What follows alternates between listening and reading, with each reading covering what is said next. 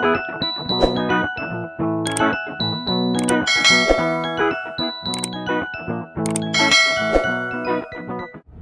nakaharang yung ano. Ayan guys, may traffic. Alin? Nakaharang yung diretso, hindi rin ako pwede. Mag-Albert tayo. So tama dito, sa ano tayo? Pasqua. Okay, ay may nakaharang dun oh. Oo, Pasqua na tayo. Anyari kaya? Check natin to.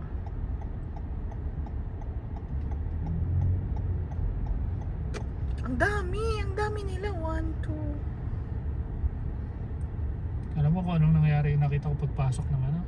Paglabas ng Victoria, papunta dito. Galing sa kabila, nandito yung sasakyan niya. Tumilapon? Dumiretso siya dito, nabunggunta sa parang may guardrail din. Parang Ala? lasing yata. Ala? Kaya sabi nga, pag lasing daw, huwag daw mandamay.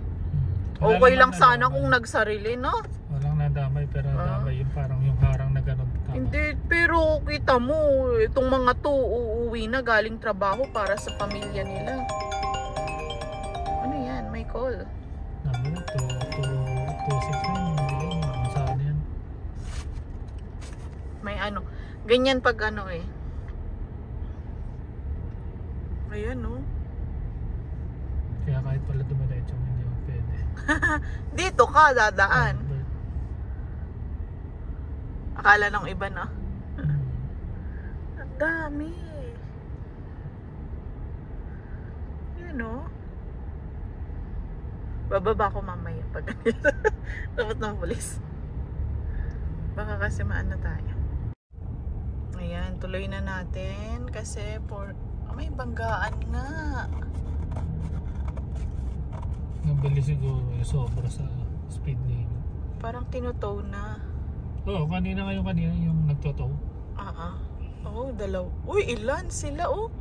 1, 2. Kanina mataas ha. Nataw na yan. Yan oh. Aksidente. Uy, ito patrol car na ano no.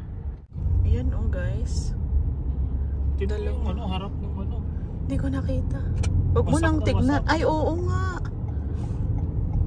One eternity later. Hello guys, ngayon punta tayo kay Rudolph. May bibili na kasi kay Rudolph eh. Kaya magkapaalam tayo kay Rudolph. At tatanggalin ko na yung plaka niya para remembrance naman. Hindi naman kakailanganin na may susunod na may-ari. Rudolph.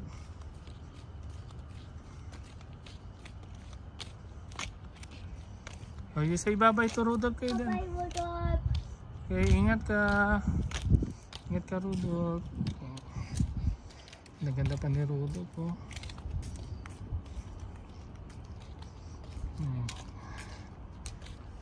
Talaga. Kahit gusto na naming paayos. Medyo mahirap ng paayos. Pero pag transmission ang nag-uusapan. Hold up. Bye-bye.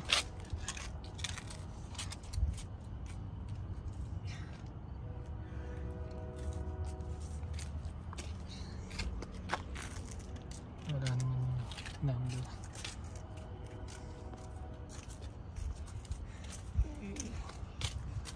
Bye-bye, Rudolph. Bye, Rudolph. Ingat ka. Ingat ka.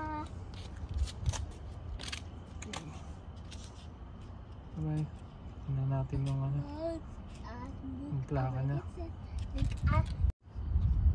Ayan guys, wala na yung plaka. Ano yung plaka niya, tinanggalan natin. Okay, ingat na lang, Rudolph. Sana matulungan mo pa yung bibili sa'yo. Ano man ang gagawin nila sa'yo. That's what's this. What's inside? Bye, Rudolph. Say bye-bye. Rudolph. Bye-bye, Rudolph. Okay, ingat. Bye, Bye-bye. Guys, I get yan na. what is Pag up, makikita Rudolph? si Rudolph. That's Okay, alam Rudolph. Hi guys, dito tayo dadaan. Papaalam muna ako kay Rudolph. Kukunin na kasi siya mamaya. So, ayun. Thank you lang tayo. Hi Rudolph. Bye-bye na. I know you're in good hands na. Okay? Ayan. Huling silip kay Rudolph. So, ayan siya.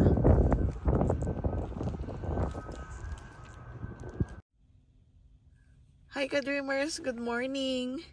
Akala ko, 5:40 na. 4:44 pa pala. So, andito ako sa bahay ng friend ko na workmate din. Dinaanan ko siya. Tapos nagulat siya. Sabi niya, bakit daw ang aga ko? 6:00 pa pala yung pasok namin. Kaso nga lang ang aga kong nagising. Hindi ko na namalayan talaga. Alam ko talagang 5:40 na. Kaya pala hindi pa siya naka-ready. So, i-wait ko na lang din siya dito sa loob ng sasakyan. Habang tas magti-teams muna siguro kami. Nagulat siya, maaga daw ako. Siguro dahil iniisip ko lang din yung pagkuha kay Rudolph, kaya inagahan ko para makita ko pa siya bago nila kunin mamayang umaga. Pag nagliwanag siguro kukunin na.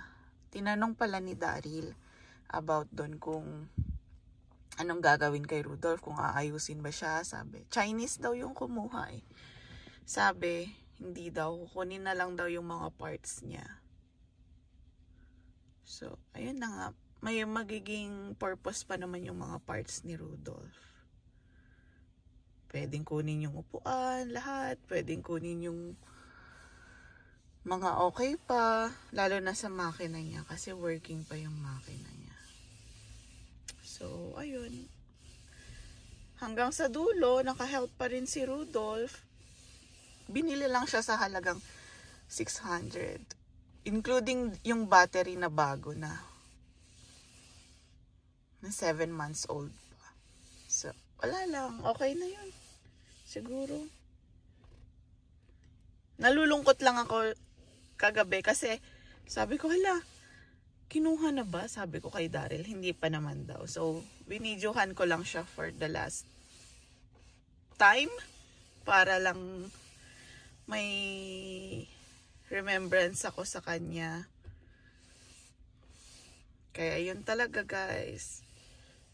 Sabi nga nila, wag daw ma-attach sa mga sasakyan or kahit ano kasi gamit lang yan. Sabi nung nakausap kong isang puti, sabi ko naman, hindi kasi yun eh. Ang point ko lang naman din is yung time na kami, tawag dito, nairaos niya kami during winter, 'di ba? Malaking bagay yun. Yun yung mga binavalue ko kay Rudolph. Kasi kahit ganun yun, super luma na siya. Hindi niya kami binigo during winter. Never niya kaming tinirik during winter. So, ayan. Namimiss ko lang yung ganun na car.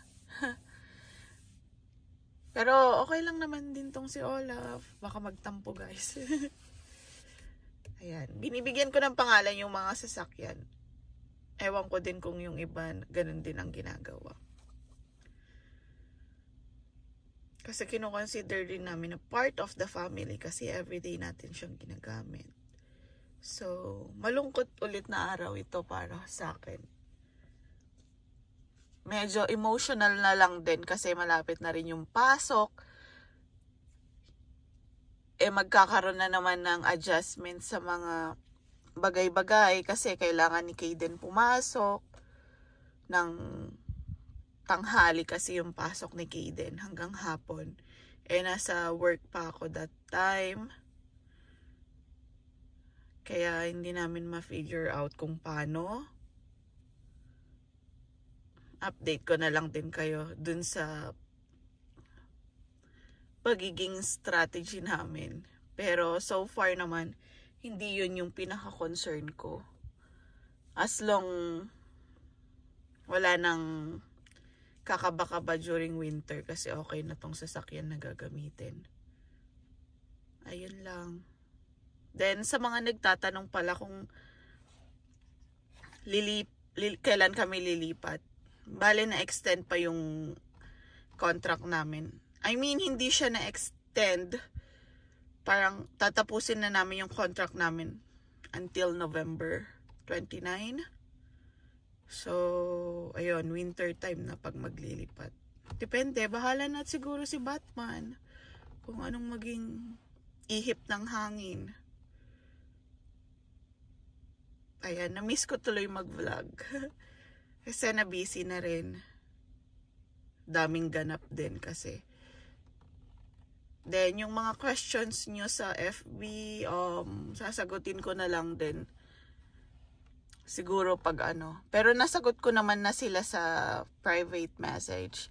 Pero gusto ko lang din i-share sa mga para common questions na natatanggap